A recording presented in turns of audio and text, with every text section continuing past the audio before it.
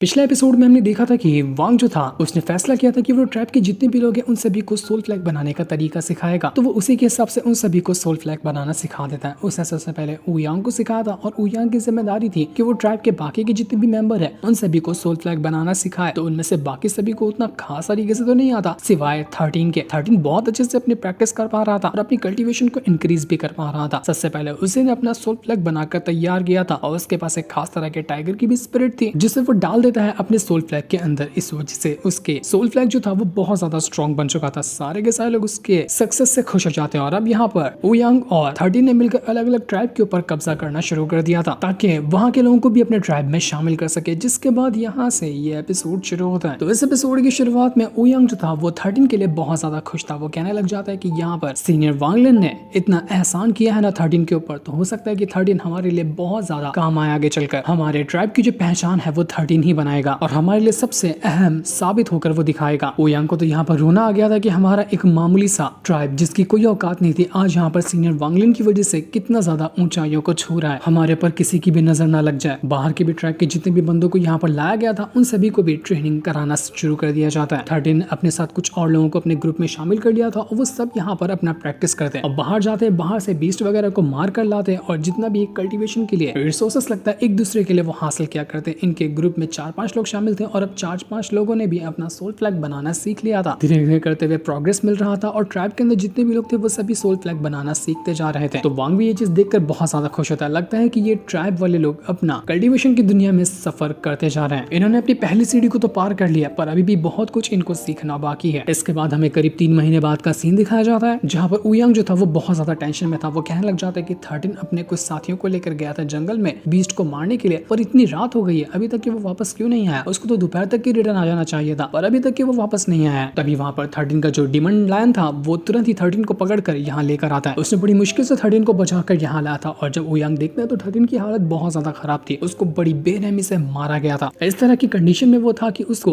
होश ही नहीं होता कि उसके साथ अभी चल क्या रहा है। तुरंत वहां पर वांग आता है और देखने लग जाता है कि आखिर ये 13 के साथ हुआ क्या। तो जब वो अपनी पावर का इस्तेमाल करते हुए चेक करता है तो उसको पता चलता है कि अरे बाप रे 13 के तो पूरे के पूरे मेरिडियन को तोड़ दिया गया। आखिर इतनी घटिया हरकत 13 के साथ किसने की। वो तुरंत यहाँ पर अपनी पावर का इस्तेमाल करते हुए जहाँ 13 को इतनी ज्यादा चोट लगी थी, उसको तकलीफ हो रही थी, उसकी तकलीफ कम करने में लग जाता है जिस वजह से 13 को हल्का हल्का होश आता है। वांग तुरंत उससे पूछता है कि 13 बताओ किसने किया तुम्हारे साथ ये। तो 13 बताने लग जाता है कि हमारे ऊपर ना एक बड़ी ट्राइब के लोगों ने हमला किया था जिनका नाम है त्यानशु। उस ट्राइब के लोगों ने हमारे ऊपर अटैक कर दिया। मैं अपनी पूरी टीम को लेके गया था बीस्ट को मारने के लिए। हमारे पूरी की पूरी टीम के सभी मेंबर मारे गए। बड़ी मुश्किल से यहाँ पर मेरी जान बच पाई। उन लोगों ने जिसने हमारे पर हमला किया था ना उनका एक एल्डर है जिसने व्हाइट कलर के कपड़े पहने थे और उसने मेरा सोल फ्लैग भी छीन लिया जो कि बड़ी मेहनत से मैंने बनाया था। और उसके बाद उसने मेरे सारे के सारे मेरिडियन तोड़ दिए। उसने कहा है कि अगर मुझे मेरा सोल फ्लैग वापस चाहिए ना तो मुझे उसके महल के अंदर जाना होगा, वहां जाकर उससे सोल फ्लैग हासिल करना है वरना वो मुझे सोल फ्लैग नहीं देगा। उसने हमारे ट्राइब के अंदर दहशत फैलाने के लिए मुझे इतनी बुरी हालत में यहाँ लाकर छोड़ दिया ताकि हम सब उससे डर जाएं। वांग कहता है कि जाओ और 13 को यहाँ से ले जाओ, इसको आराम देना तब तक कि मैं उस त्यानशुई ट्राइब जो लोग हैं ना उन लोगों को दुनिया के नक्शे से मिटा कर आता हूँ। ओयांग उसे कहने जाते कि सीनियर जरा संभल के, ये जो हमारा एंशिएंट डीमन सिटी है ना इसके अंदर सबसे जो ज्यादा स्ट्रॉन्गेस्ट ट्राइब है वो है त्यानशु ट्राइब। वो इतनी ज्यादा स्ट्रॉन्ग है कि उसका मुकाबला कोई नहीं कर पाता है। बहुत टाइम से लोगों ने उनके ऊपर हमला करने की कोशिश की, उनको हराने की कोशिश की लेकिन कोई भी कामयाब नहीं रहा। पर वांग कहता है कि उन्होंने जो यहाँ पर 13 के साथ किया ना आखिर मैं उसको कैसे भूल जाऊं। मैं जा रहा हूँ और उनको घुस कर उनकी औकात दिखाऊंगा उनके महल में। इसके बाद हम देखते हैं उस त्यानशु ट्राइब को जहाँ पर एक एल्डर होता है जिसका नाम था शीहा। वो यहाँ पर दूसरे बंदे जिसका नाम जेंग भी है और इसी बंदे ने 13 के पूरे मेरिडियन को डिस्ट्रॉय किया था। उससे कहने लग जाता है कि यार तुमने यहाँ पर उस बंदे से उसका सोल फ्लैग ले लिया, चलो ये अच्छी बात है, लेकिन तुमने आके उसकी कल्टीवेशन क्यों डिस्ट्रॉय कर दी। ये नहीं करना चाहिए था वरना बिना मतलब का मैटर बड़ा हो जाएगा। तो जेंग भी कहने लग जाता है कि अरे यार कुछ बचकानों को मारने से मैटर कहाँ ही बड़ा हो जाएगा। वैसे भी उन बचकानों की क्या ही औकात थी, रास्ते में घूम रहे थे, मैंने ऐसे दबोच कर खत्म कर दिया उन लोगों को क्योंकि मैं जानना चाहता था कि आखिर ये जो सोल फ्लैग उसके पास आया है वो कहाँ से आया, क्योंकि ये सोल फ्लैग मुझे बड़ा कमाल का लग रहा है। अगर हम सीक्रेट जान लेना कि आखिर ये सोल फ्लैग किस चीज से बनता है, कैसे बनाया जाता है, तो हम भी यहाँ पर उसको बना पाएंगे। अब मैंने यहाँ पर उस 13 की हालत इसलिए खराब की है कि जो भी उसका मास्टर होगा जिसने भी उसको बनाना सिखाया होगा ना सोल फ्लैग, वो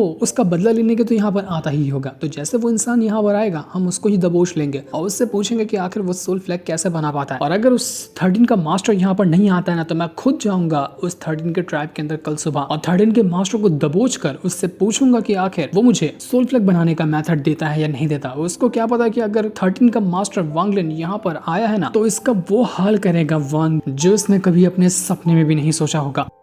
पर शीहा उससे कह रहा था कि यार तूने बिना मतलब का मैटर ले लिया, मुझे तो अच्छी फीलिंग नहीं आ रही है इस चीज को लेकर, क्या पता उस 13 का मास्टर कितना ज्यादा स्ट्रांग हो। तो जेंग भी कहने लग जाता है कि अरे यार तुम ना बहुत ज्यादा टेंशन लेते हो, अगर सच में उस 13 का मास्टर स्ट्रांग होता तो वो एंशिएंट डीमन सिटी के ऊपर जाकर अपना कब्जा नहीं कर लेता, ऐसा छोटे मोटे ट्रैप को क्यों चला रहा होता। वो फिक्र मत करो, वो मास्टर बिल्कुल भी काम का नहीं होगा, अगर वो यहाँ पर आता है ना तो हम उसको आसानी से पकड़ लेंगे। वैसे भी हमारा त्याशु ट्रैप जो है ना वो बहुत ज्यादा स्ट्रांग है, हमारे पास कितने बंदे हैं, एक अकेला इंसान हम सबकी थोड़ी ना वाट लगा देगा। आने तो जरा उसको, अगर उसके अंदर हिम्मत है तो वो आकर तो दिखाए, हम उसको यहाँ से जिंदा वापस नहीं जाने देंगे। तो शिहाओ कहने लग जाता है कि बात तो तुम्हारी सही है, हमारे ट्राइब के ऊपर एक एंशिएंट फॉर्मेशन लगा हुआ है जिसे तोड़ना नामुमकिन है किसी भी कल्टीवेटर के लिए। तो अगर वो यहाँ पर कुछ भी गड़बड़ करने की कोशिश करता है तो वो हमारा प्रोटेक्शन फॉर्मेशन जो है वो उसको वैसे ही अंदर आने नहीं देगा। उस फॉर्मेशन की वजह से यहाँ पर मेरी सांस में सांस है, वरना तो मेरा दिल ऐसा धक धक कर रहा था। और तभी वहाँ की जमीन हिलने लग जाती है, उनका जो प्रोटेक्शन फॉर्मेशन था वो यहाँ पर एक्टिवेट हो चुका था, क्योंकि उसने महसूस कर लिया कि यहाँ पर कुछ गड़बड़ हो रही है। देखते ही देखते वहां पर वांग एक कमाल की एंट्री मारते हुए पहुंच चुका था। वो यहाँ पर आकर कहने लग जाता है कि आखिर किसने मुझे चैलेंज किया कि मैं यहाँ पर आऊं, जिसने भी मुझे यहाँ पर बुलाया है ना, हिम्मत है तो मेरे सामने आकर खड़े हो जा। तो वहां पर शीहा और जेंग भी दोनों आकर पहुंच जाते हैं, और जब यहाँ पर वो वांग को पहली झलक देखते हैं उनकी पतलून गीली हो जाती है। वो लोग कहने लग जाते हैं कि बाप रे, ये तो इन्फेंट ट्रांसफॉर्मेशन लेवल के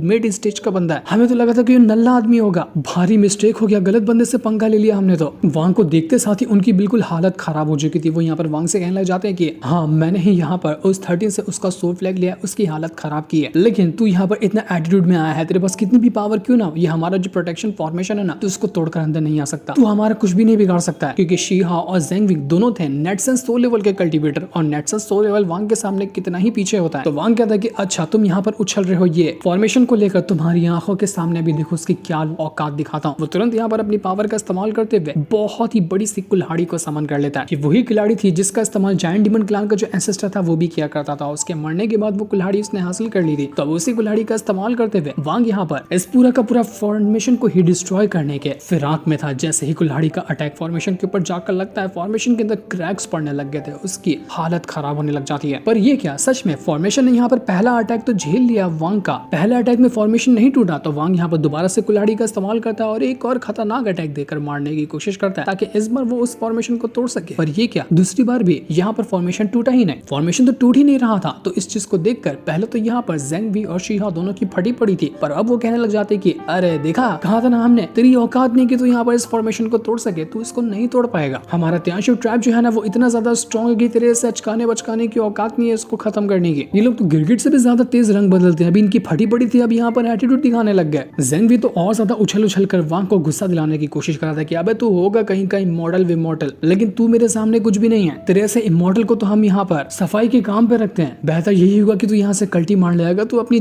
जान बचाना चाहता है तो, वरना बहुत बुरी मौत तू मरेगा। इतना पावरफुल कल्टीवेटर होके यहाँ पर बड़ी अपनी बेइज्जती करवा रहा है, और कितनी बेइज्जती अपनी करवाना तुझे बाकी है, तो कितनी भी कोशिश क्यों ना कर ले, हर बार कोशिश कर, फॉर्मेशन नहीं टूटेगा और हर बार तेरी बेइज्जती होगी। लेकिन वांग को उसकी बातों से कोई फर्क नहीं पड़ा था, वो तो बस यहाँ पर इस चीज को देखकर बड़ा खुश हुआ था कि ये बहुत अच्छी बात है कि ये फॉर्मेशन नहीं टूटा, ये फॉर्मेशन बाहर के किसी भी अटैक को आसानी से झेल सकता है, तो क्यों ना यहाँ पर मैं इस फॉर्मेशन को सीधा उठा लेता हूँ। ये फॉर्मेशन बिल्कुल इनडिस्ट्रक्टेबल है, इसको नहीं तोड़ा जा सकता बाहर के फोर्स को लगाकर, इसको अगर तोड़ना है तो सिर्फ इसको अंदर से ही तोड़ा जा सकता है। तो वांग तुरंत यहाँ पर अपनी पावर का इस्तेमाल करता है, और अपनी पावर का इस्तेमाल करते हुए अपनी रेड लाइटनिंग की पावर को एक्टिवेट करता है, और वो पावर सीधा जाकर मर्ज कर देता है अपनी कुल्हाड़ी के अंदर, जिस वजह से वो जो कुल्हाड़ी थी वो बहुत ज्यादा स्ट्रॉन्ग बन चुकी थी, और अब वो कुल्हाड़ी बिल्कुल गोल गोल घूमना शुरू कर दी थी। कुल्हाड़ी क्या काम कर रही थी, कुल्हाड़ी ये कर रही थी कि वो जमीन के अंदर गड्ढा बना रही थी, ताकि जितना भी फॉर्मेशन जमीन के अंदर है ना, पूरा जमीन को ही उठा लिया जाए ऊपर तक के। क्योंकि वांग अब यहाँ पर करना चाह रहा था कि वो पूरा फॉर्मेशन को उठाकर अपने पास रखना चाहता है, क्योंकि ये फॉर्मेशन उसके दिल में बस गया तो अभी वो उस फॉर्मेशन को तोड़ेगा नहीं, बल्कि उसको अपने पास ही रख लेगा। इस चीज को देखकर वो शीहा और जेंग भी दोनों की हालत खराब हो जाती है, उनको समझ ही नहीं आता कि अरे ये क्या हो रहा है, आखिर ये बंदा यहाँ पर करना क्या चाहता है। वांग जैसे ही यहाँ पर अपनी पावर का इस्तेमाल करता है, पूरी की पूरी जो जमीन थी वो फट कर ऊपर आ जाती है। पूरे के पूरे त्याशु ट्राइब को ही उसने फॉर्मेशन के साथ साथ उठा लिया था हवा में, पूरा जमीन का इतना बड़ा हिस्सा हवा में फ्लोट कर रहा होता है, जो चीज देखकर यहाँ पर सब के सब ट्राइब मेंबर की हालत हालत खराब हो जाती है। वहाँ पर शिहाओ जो था वो जेंगवी से कह रहा था कि जेंगवी कहा था ना मैंने, तूने गलत बंदे से पंगा ले लिया, हमारे ट्रैप के तो तूने लगा दिए, हम नहीं बचने वाले, ये पक्का हम सबको मार डालेगा, ये पूरी जमीन को फाड़ कर उठा लिया तो हमें कितनी आसानी से ये फाड़ सकता है। वहाँ पर जेंगवी भी सोच में पड़ गया था कि यार पागल हो गया मैं, लगता है किसी पागल बंदे से मैंने पंगा ले लिया, ये इंसान नहीं बिल्कुल शैतान है, शैतान से भी बढ़कर चीज है ये अब नहीं रुकेगा, ये हम सबको खत्म कर देगा।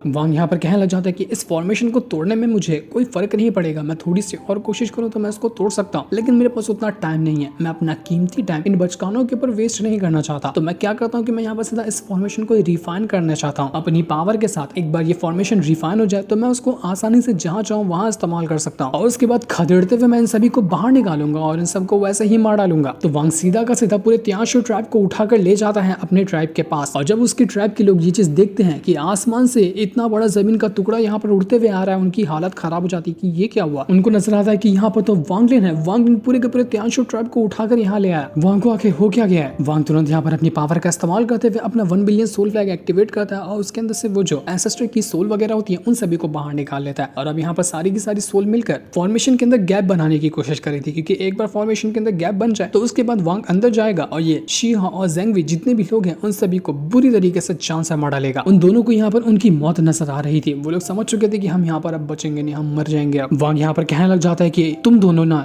इस फॉर्मेशन के अंदर से बाहर निकल कर आओ, अगर यहाँ पर बाहर नहीं निकल कर आए ना तो मैं पूरी दुनिया के नक्शे से इस त्याशु ट्राइब को मिटा कर रख दूंगा, इस त्याशु ट्राइब का अस्तित्व ही खत्म हो जाएगा। जितने भी लोग थे वांग के ट्राइब वाले वो बहुत ज्यादा खुश हो चुके थे कि देखो तो जरा हमारे मास्टर को, उनके सामने टिकना किसी की भी औकात नहीं है। 13 भी यहाँ पर इस चीज को देखकर बहुत ज्यादा खुश था कि आखिर मेरे मास्टर ने मेरा बदला ले लिया इन लोगों से, मेरे मास्टर अब इन लोगों को छोड़ने नहीं वाले हैं। शिहाओ जो था वो जेंगवी से कहने जाते कि जेंगवी देख सबसे बड़ी गलती तेरी है, तूने 13 को पकड़ा था, तूने उसकी कल्टीवेशन डिस्ट्रॉय की है, तेरी वजह से हम यहाँ पर मुसीबत में पड़े, तो तू पहले जा उसके पास, अगर उसके मूड में आता तो वो तेरी जान बख्श देगा या फिर तू मर जाएगा, लेकिन मैं नहीं चाहता कि तेरी वजह से हमारा पूरा का पूरा त्याशु ट्राइब बर्बाद हो जाए, जाके सरेंडर कर दे उस वांगलिन के सामने। तो यहाँ पर वो जो जेंगवी था वो वांग से कहने लग जाता है कि देखो मैं यहाँ पर फॉर्मेशन के बाहर आ चुका हूँ, मैंने तुम्हें चैलेंज किया था ना कि तुम मुझसे फाइट कर सकते हो या नहीं कर सकते हो, तो मैं यहाँ पर तुमसे फाइट करने के लिए तैयार हूँ, तुम मुझसे फाइट करो और मेरे पूरे ट्राइब को छोड़ दो, मैं अपने ट्राइब की खातिर अपनी जान देने के लिए तैयार हूँ। वो तुरंत अपनी पावर का इस्तेमाल करते हुए वांग के साथ फाइट करने लग जाता है, पर वांग कहता है कि बचकाने तेरी औकात ही नहीं कि तू यहाँ पर मेरे ऑरा के सामने भी टिक सके, मुझसे फाइट करना तो बहुत दूर की बात है। वो एक ही सेकंड के अंदर सीधा पकड़ता है उस जेंगवी को और डाल देता है अपने 1 बिलियन सोल फ्लैग के अंदर, जिस वजह से वो इसकी सोल सीधा जा चुकी थी 1 बिलियन सोल फ्लैग के अंदर। उसके बाद वांग उस शिहाओ से कहने लग जाता है कि शिहाओ अपना ये फॉर्मेशन खोलो और तुम्हारे ट्राइब के अंदर जितने भी मेंबर है ना उन सभी को बाहर निकालो और उनको शामिल करो मेरे ट्राइब के साथ, अगर तुम लोग जिंदा अपने आप को देखना चाहते हो तो। और आज से तुम्हें काम करना है मेरी ट्राइब के लिए। कोई ऑप्शन था ही नहीं शिहाओ के पास और उसके ट्राइब वालों के पास